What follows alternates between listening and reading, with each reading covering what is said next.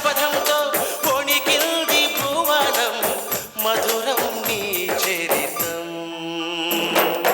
ఓ మగువా జై భవ ఓ మహిళా విజయీ భవ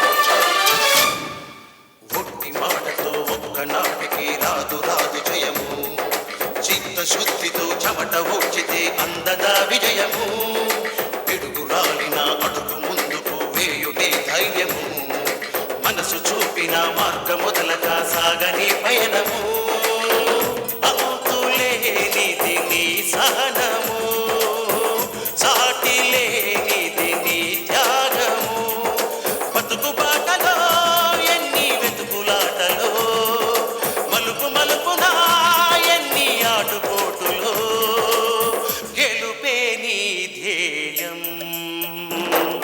సాహసమే నీ ఆయుధం సాధించే నీ ఆశయం సాహసమే నీ ఆయుధం సాధించే నీ ఆశయం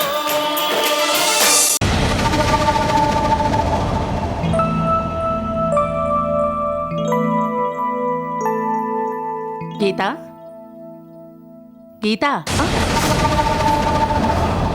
బాగున్నావమ్మా? ఏంటిలా హఠాత్తుగా వచ్చావు? నిన్ను చూడాలనిపించిందమ్మా.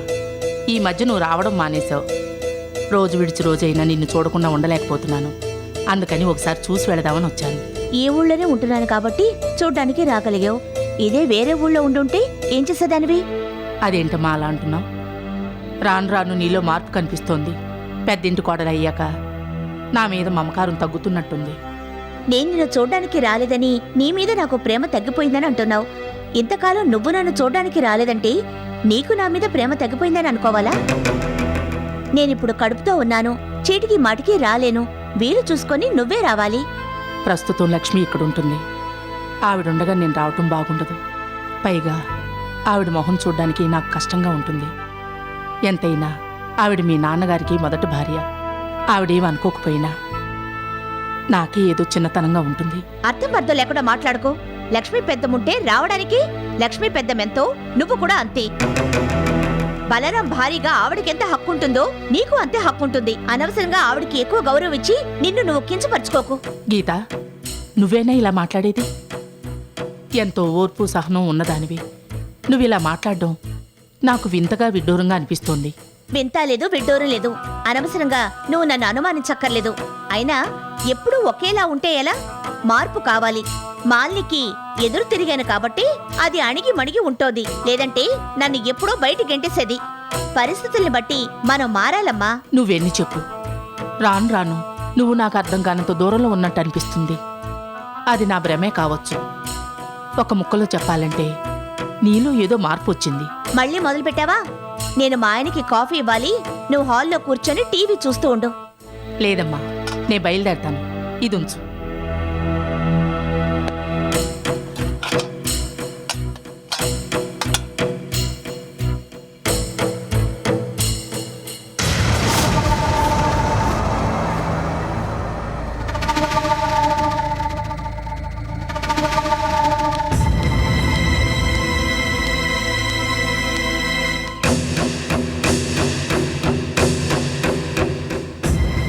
ఇంట్లోంచి వస్తుంది. ఈవిని అడిగితే వివరాలు తెలుస్తాయి.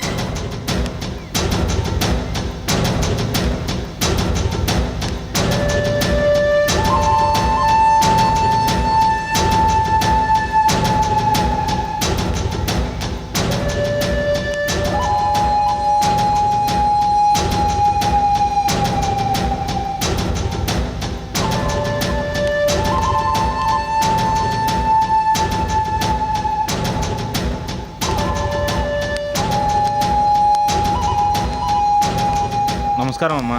నమస్కారం. వినోద్ గారు ఉన్నారమ్మా? వినోదా? ఉన్నారు. ఆయనతో ముఖ్యమైన విషయం మాట్లాడాలి. కొంచెం పిలుస్తారా?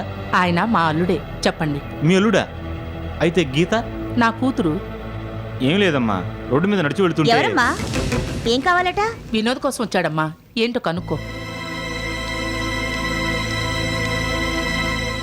ఆయనతో మీకు పనేంటండి? నేను రోడ్డు మీద వెళ్తుంటే ఈ గుడ్డ ముక్కతో ఇదిగో ఈ ముక్కు పడక దొరికింది.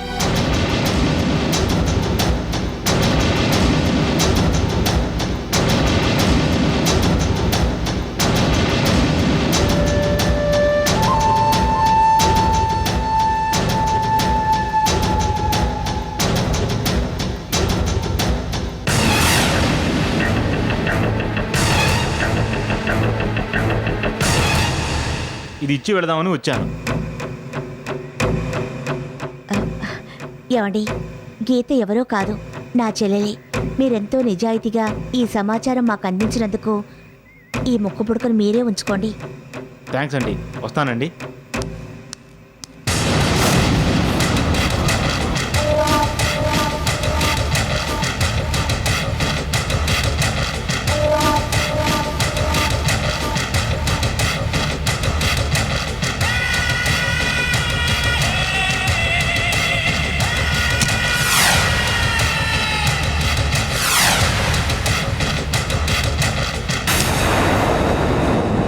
సీత, సడన్ గా వచ్చావేంటి? నీ అసమర్థతను గుర్తు చేయడానికి. నా పనిలో నేనేం తప్పు చేయలేదే. నీకు తెలియకుండానే గీత చాలా చాలా చేసింది.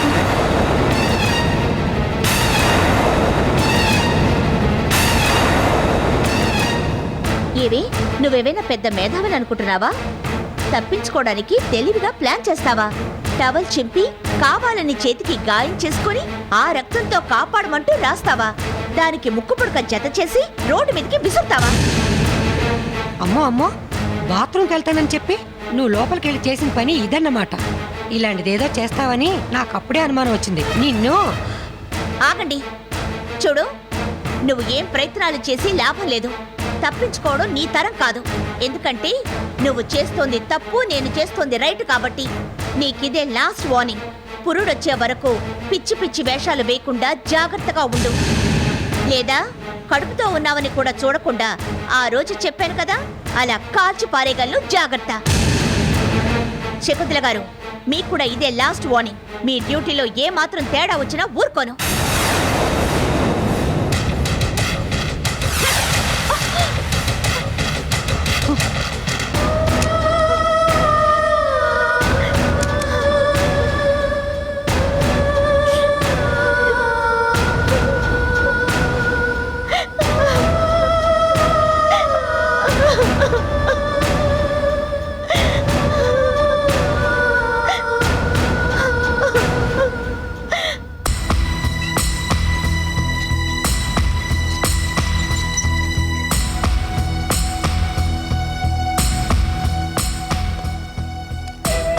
చెల్లమ్మ, పొద్దుటి నుంచి పచ్చి మంచినీళ్ళైనా ముట్టుకోలేదు.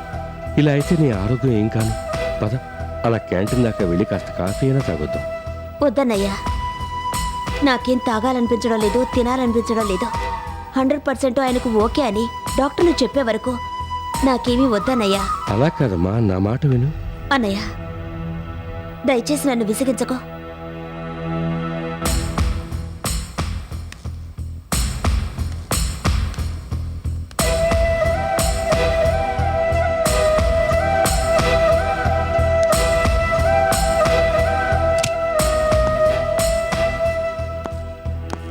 డాక్టర్ గారు, మా వారికి ఎలా ఉంది? ప్రాణభయం ఏమీ లేదు, కానీ ఏ ఇన్ఫెక్షన్ రాకుండా సైడ్ ఎఫెక్ట్స్ లేకుండా 4 రోజులుంటే ఆపరేషన్ 100% సక్సెస్ అయినట్టే. డాక్టర్ గారు, ఇప్పుడు మా ధర్మం చూడొచ్చా? ఇప్పుడు ఎవరూ చూడటానికి వీల్లేదు. ఎందుకంటే పేషెంట్కి ఇన్ఫెక్షన్ వచ్చే అవకాశం ఉంది.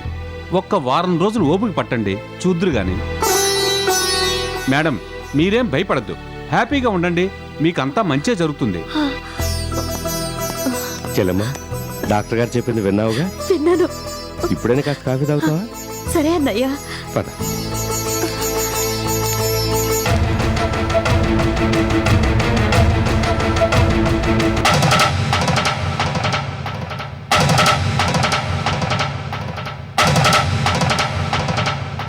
అవును, ఇందు పెళ్లి రేపే కదా?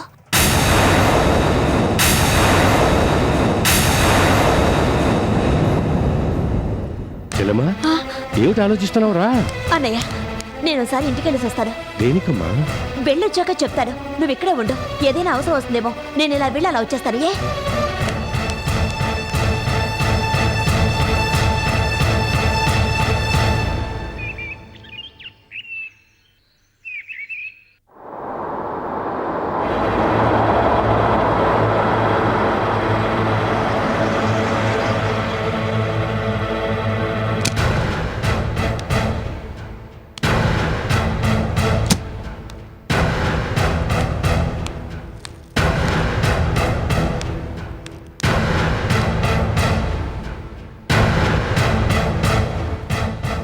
ఆగు.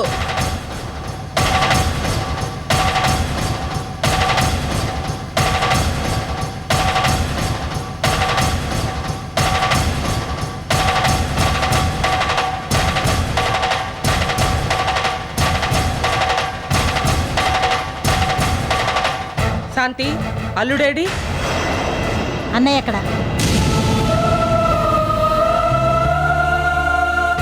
అన్నయ్యని తీసుకొస్తానని వెళ్ళిందానివి ఇప్పుడే రావడం నీ పద్ధతి ఏం బాలేదు. ఇన్నాళ్ళు ఉన్నావు, పోనీ అల్లుడిని తీసుకొచ్చావా అంటే అది లేదు. అడిగేవాళ్ళు లేరని నీ ఇష్టం వచ్చినట్టు ప్రవర్తిస్తావా? ఇంతగా అడుగుతున్నా మాట్లాడవే. ఏ నీ కంటికి మేము మనుషుల్లా కనిపించడం లేదా? చూడు, నువ్వు ఈ గడప దాటింది మొదలు ఇప్పటి వరకు ఏం జరిగిందో మాకు చెప్పాలి.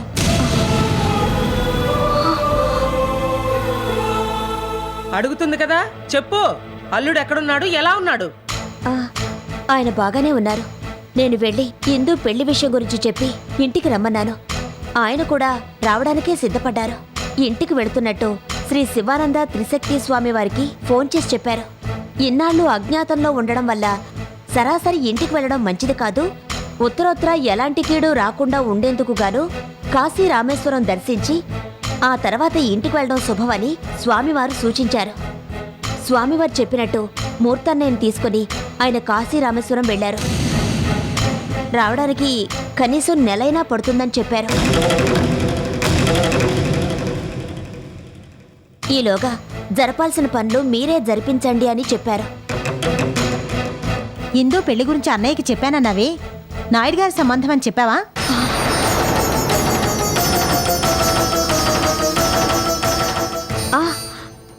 చెప్పాను.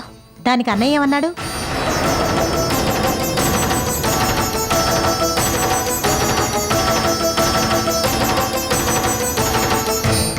ఇందు పెళ్లి గురించి చెప్పినందుకు అన్నయ్య ఏమన్నాడు అని అడిగాను.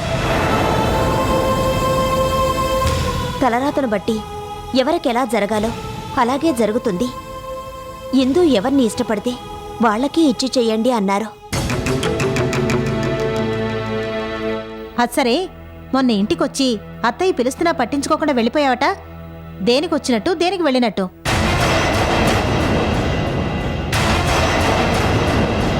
అవును, ఆ సంగతి నేను మర్చిపోయాను.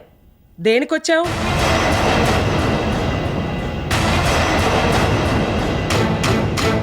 కాశీలో మనకిష్టమైంది వదలడం మంచిదని మూర్తన్నయ్య అన్నారు. మా పెళ్లినాటి పట్టుబట్లు కాశీలో వదలడం మంచిదని అన్నయ్య సలహా ఇవ్వడంతో వాటిని తీసుకెళ్ళడానికి వచ్చాను. ఆగి వివరాలు చెప్పేంత టైం లేదు. అందుకే అర్జెంటుగా వెళ్లాల్సి వచ్చింది.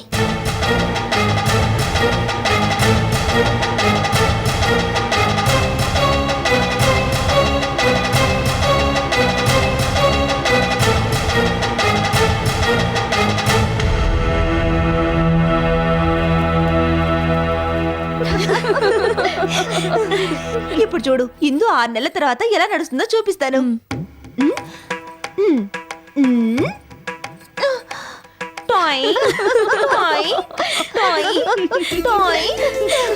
చూడు చూడు, నిన్నటి దాకా ఇందు ఒకలాగా ఉండేది. ఇప్పుడు చూడు ఎలా ఉందో. పెళ్లి కూతురు అనగానే కొత్త అందాలు కొట్టొచ్చినట్టు కనిపిస్తున్నాయి.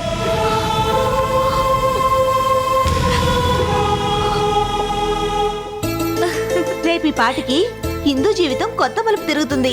అడబాల ధర్మారావు గారు శాంతాదేవిల కూతురు కాస్త రావూరి నరసింహనాయుడు యమునల కోడలవుతుంది.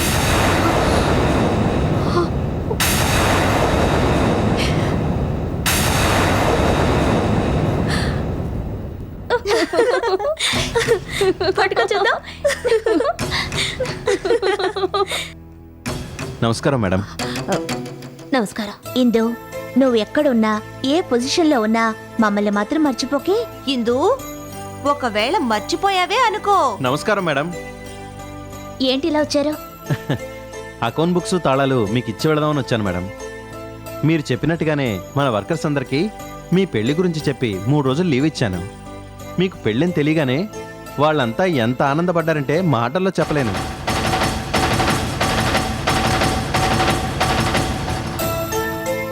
ఏమండి, మీ ఆడబడుచుని బాగా చూసుకోండి. వస్తానండి. వస్తాను మేడం. వస్తానండి.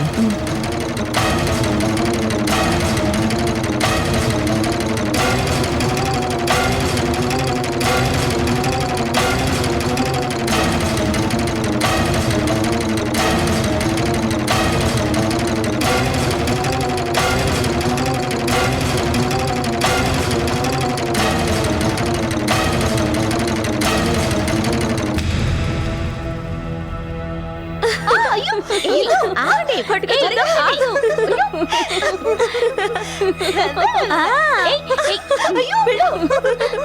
ఏయ్, ఇందు.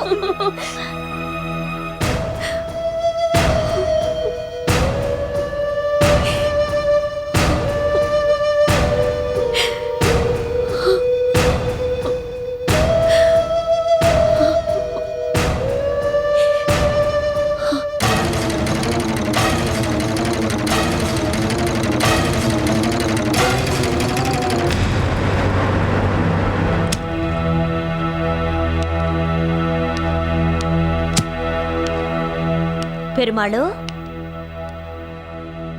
పెరుమాళు,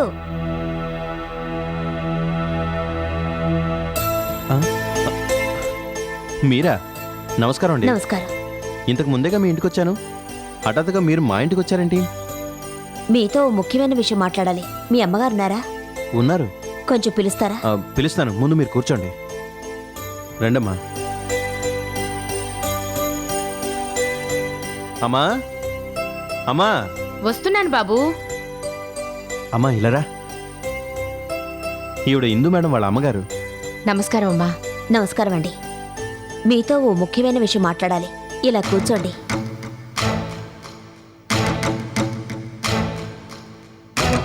మా ఇందుకి పెళ్లి నిశ్చయమైంది. రేపే పెళ్లి. కానీ ఆ పెళ్లి నాకిష్టం లేదు. పెళ్లి కొడుకు నిరంజన్ ఆర్మీలో పనిచేస్తున్నాడు. ఎప్పుడు యుద్ధం వస్తుందో, ఎప్పుడు ఎవరికి ఏం జరుగుతుందో ఎవరూ చెప్పలేరు. వాళ్ళవి సెక్యూరిటీ లేని జీవితాలు. ప్రాణాలకు తెగించి పోరాడాలి. అటువంటి వాడు అల్లుడు కావడం నాకిష్టం లేదు. పైగా నాకేదో భయంగా ఉంది. అందుకని ఇందుని మీ పెరుమాళ్ళకిచ్చి పెళ్లి చేయాలని అనుకుంటున్నాను. దీనికి మీరు ఒప్పుకోవాలి. ఇందుని పెరుమాళ్ళు పెళ్లి చేసుకోవాలి.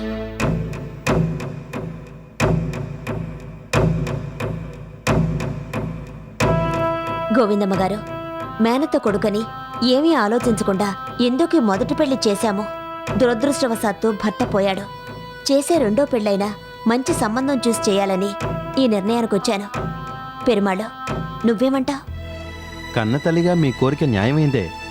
కానీ నన్ను చేసుకోవడానికి ఇందు మేడం ఒప్పుకోవాలిగా. ఒప్పించే పూచి నాది. గోవిందమ్మ గారు, మీరేమంటారు? ఐశ్వర్యంలో పుట్టి పెరిగిన ఇందు మా ఇంట్లో కాపురం చేస్తుందా? మా ఆస్తిని 4 సమాన వాటాలుగా చేసి ఒక వాటా ఇందుకిస్తాను. కానీ పెళ్ళయ్యాక పెరుమాళ్ళు ఇల్లరికం రావాలి. నో.